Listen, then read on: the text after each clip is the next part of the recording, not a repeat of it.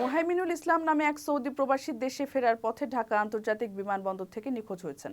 ১৯ December থেকে ওই প্রবাসী নিখোঁজ রয়েছেন।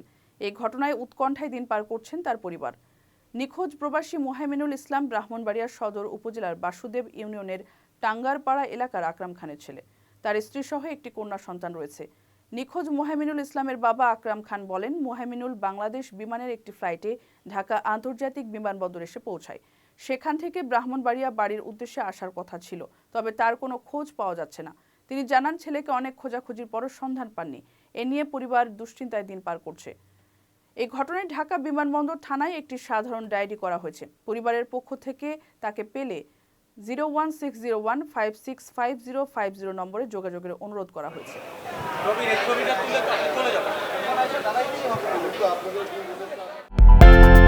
বিদেশ থেকে প্রিয়জনকে উপহার পাঠান প্রবাসী শপের মাধ্যমে।